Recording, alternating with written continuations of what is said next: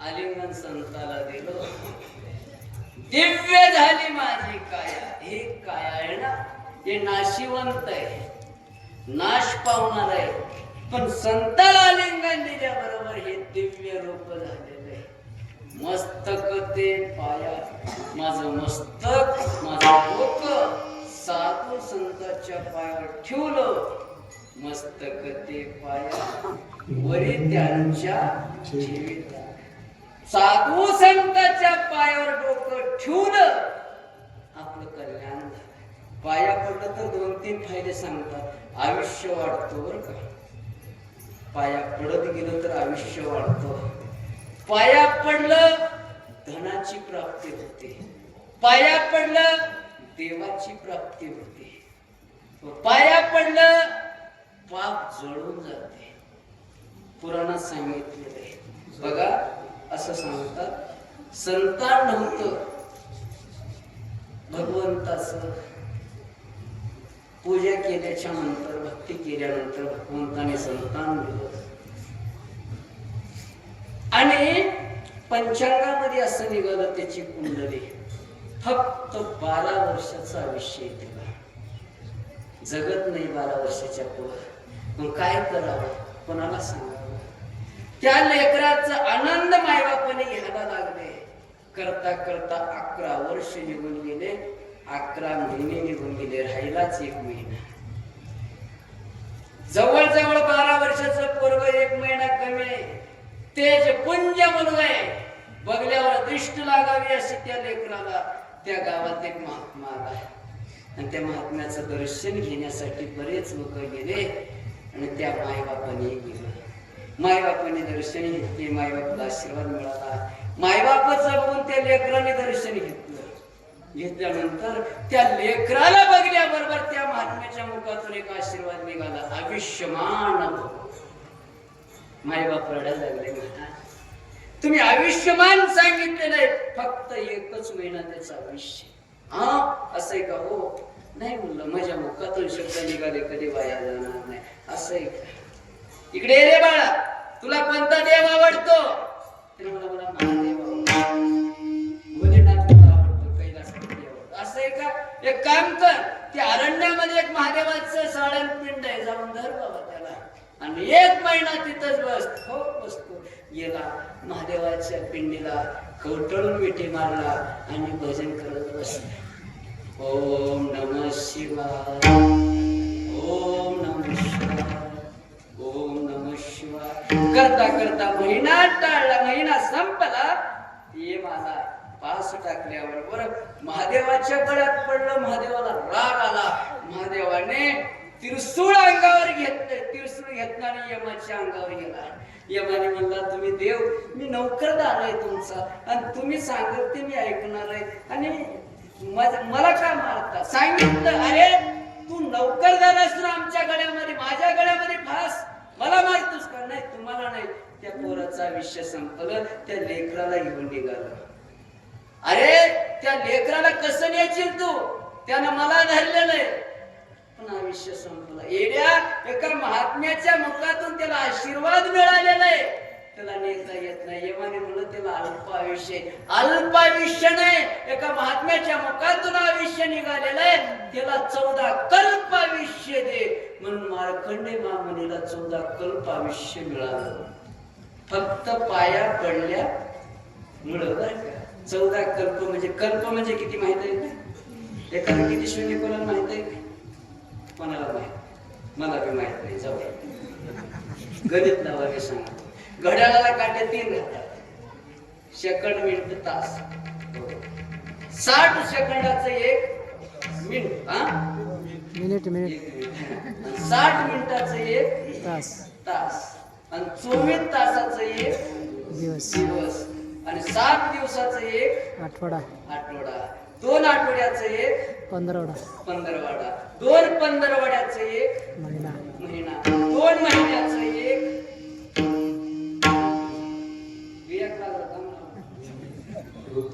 2 महिन्याचं 1 2 महिन्याच म्हणा, अजून नाही, 2 महिन्याचं 1 ऋतू.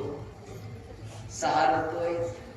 ग्रीष्म ऋतू, वसंत ऋतू, असं 6 ऋतू आणि 3 ऋतूचं 1 आयन, दक्षिण आयन, उत्तर आयन आणि 2 आयनाचं 1 वर्ष आणि तसे 4,32,000 वर्षाचं आयुष्य कलियुगाला. पुढे ऐका, 8,64,000 वर्षाचं द्वापार युगाला आयुष्य आणि 12,24,000 वर्षाचं आयुष्य त्रेतायुगाला. 17,42,000 वर्षाचं आयुष्य त्रेतायुगाला. असे 1000 युग झाले तर एक महायुगाची निर्मिती होती. 1000 महायुग झाले, एक मन्वंतराची निर्मिती होती. 1000 मन्वंतरी झाले तर एक इंद्राचा दिवस होतो. किती? एक इंद्राचा दिवस होतो आणि त्याला 100 वर्षाचा आयुष्य त्याच्या पद्धतीनं. आणि 14 इंद्र मेले, एक ब्रह्मदेवाचा दिवस होतो. त्याच्या हिशोबाने त्याला 100 वर्षाचं आयुष्य. 14 ब्रह्मदेव मेले तर 1 कल्प होतो. तर 14 कल्प आयुष्य पाया पडल्यामुळे झालेलं आहे. म्हणून पाया पडत जाय. आलिंगन घडे मोक्ष सायुजता जोडे, मोक्ष सायुजता जोडे, मोक्ष सायुजता जोडे.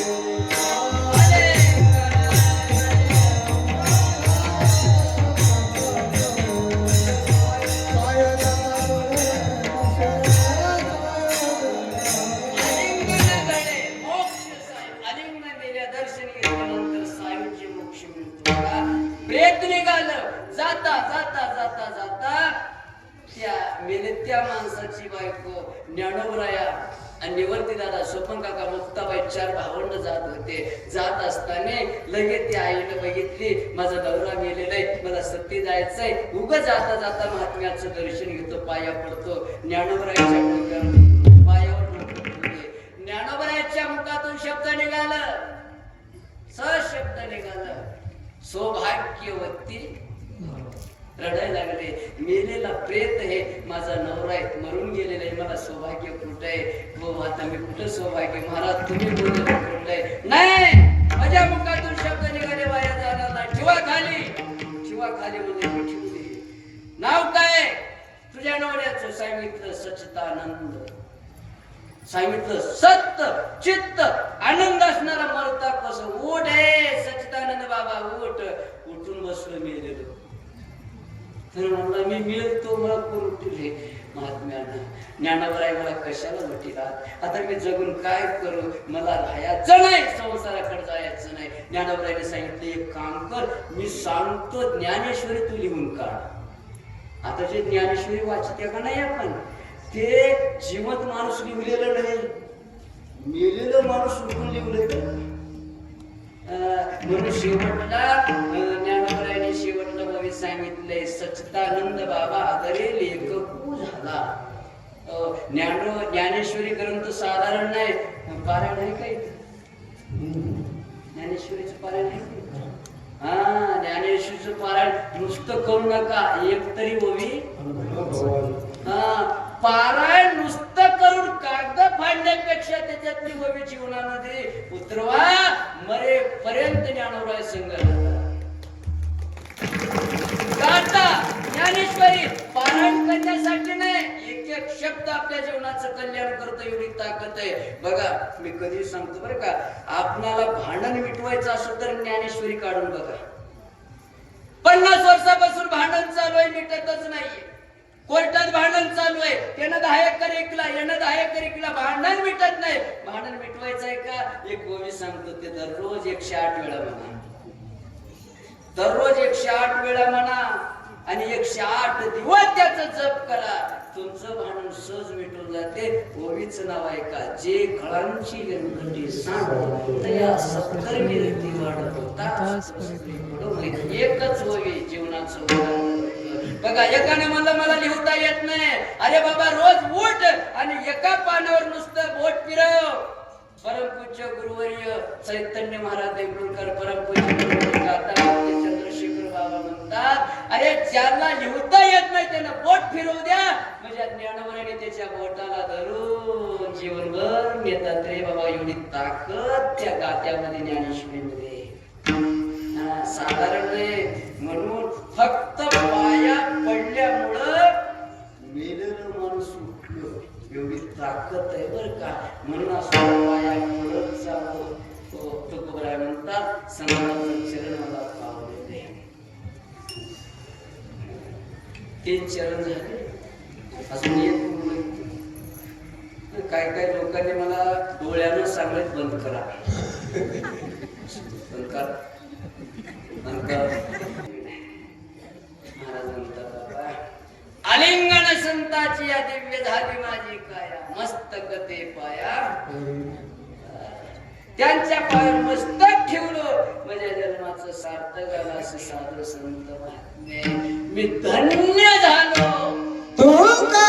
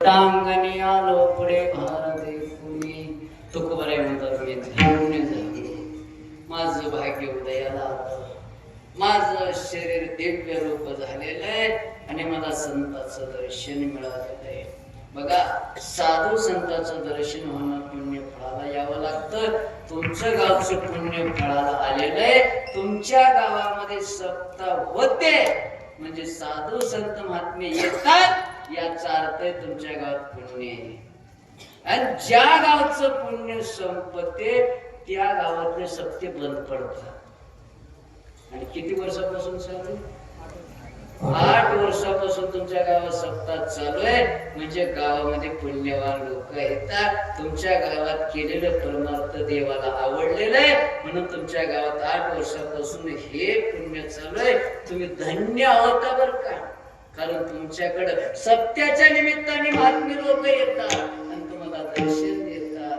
तुम्ही धन्य झाला तुमचंही शरीराचं तुमच्या देहाचं कल्याण झालं आणि तुमचंही भाग्य उदयाला आलेलं आहे अभंगाचं चिंतन झालेलं आहे आणि गोड असं वाजवणारे म्हणणारे बर त्यांच्यासाठी टाळ्या वाजवतात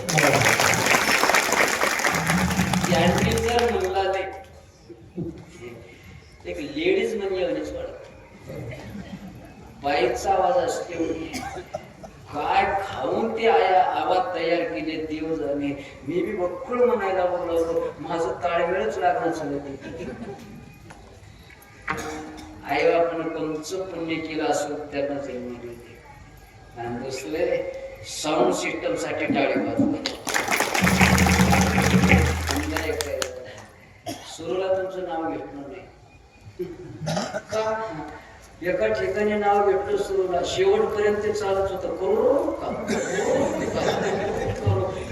नाव घेतले की बदलावी झाली पाहिजे बघतो म्हणून शेवटपर्यंत आवाज कसं देते न सांगता नंबर 1 आवाज दिलं म्हणून तुमच्यासाठी स्वागत टाळी तिसरं चॅनल वाले नाव बी कसं आहे बरं त्या चॅनलचं सद्गुरु मनोभावे सेवा निस्वार्थ सेवा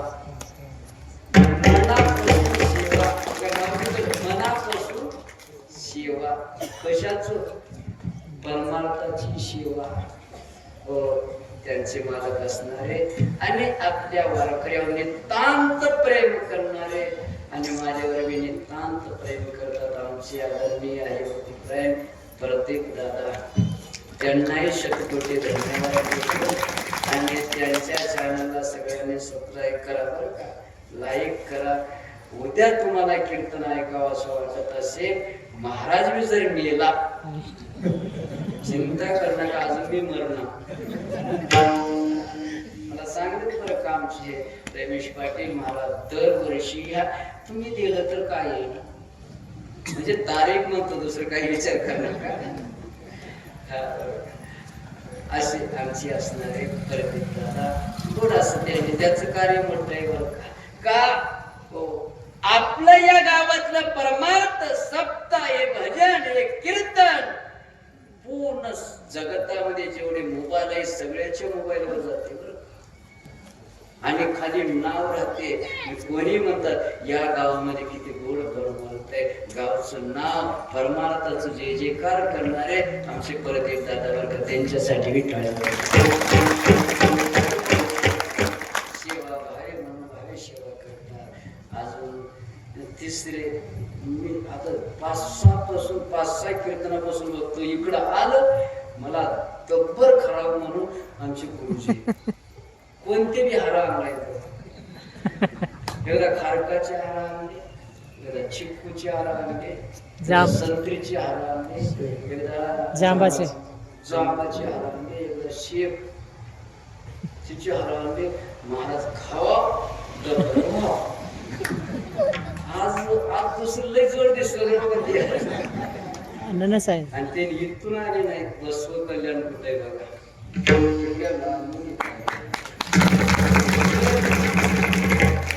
परवा तर त्यांनी मला अंगवर आयर मला चॅनल वाल्याला आणि माझ्या डेरावा चांगलं त्याला 5-6 हजार रुपये खर्च आहे तरी बी अजून महागा येतच हात देऊ चालूच आहे प्रेम आहे आमच्या कर्णामध्ये बरं प्रेम आहे आणि या ठिकाणी आमचे रामजी महाराज वर्धत वर्ध ज्ञानवर्ध बसून आहे बरं काय खरं तर त्यांनी बसून ऐकावं मी सांगावं तेवढी पात्रता नाही पण मन मोठं आहे त्यांचं आमचे महाराज सुद्धा त्यांचं मन फार मोठं आहे बसून त्यांनी चिंतन ऐकले आपल्या लेकराचं आपण ऐकावं आणि गुरुजी थोडं मर्दन वाजवा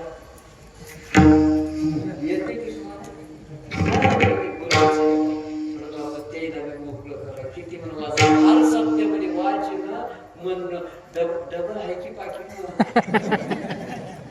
सिंगल पाकिट डबल काम चालू आहे का नागरची उकरटी असे असतात धन्यवाद आणि जाता जाता भगवंताला एक प्रार्थना करतो देवा या गावातल्या लोकांनी तन मन धनान असणारा अखंड हरिनाम सत्ता करतात रे देवा तुला एक प्रार्थना या गरीबाचं एक विनंती आहे देवा या गावातल्या सगळ्या लोकांना सुखानं ठेव आनंदानं ठेव प्रेमानं ठेव अंतकरणातलं कपटपणा दूर करून टाक काढून टाक सगळ्याच्या अंतकरणात प्रेम भरून टाक आणि या गावात अखंड हरिनाम सप्ताह 8 वर्ष झालं चालू आहे अजून 4 वर्षाला 12 वर्ष होईल एक तप होईल पुन्हा 25 वर्षाला रौप्य महोत्सव होईल आम्ही मोठ्या अंतकरणाने क्षमा करावं झालेली सेवा मंत्राच्या चरणी गुरुच्या चरणी अर्पण करतो कीर्तनाला पूर्ण विराम देतो ज्ञानेश्वर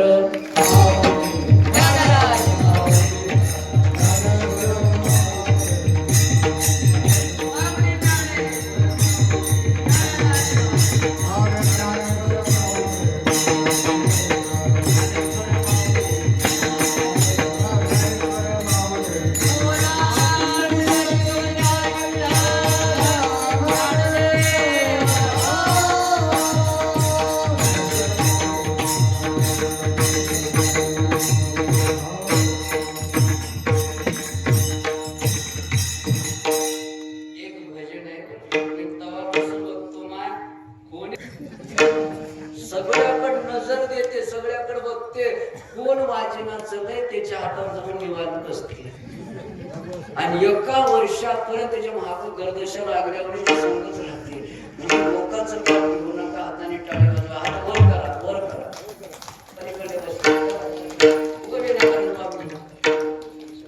हाताने टाळी वाजवा तुकाराम तुकाराम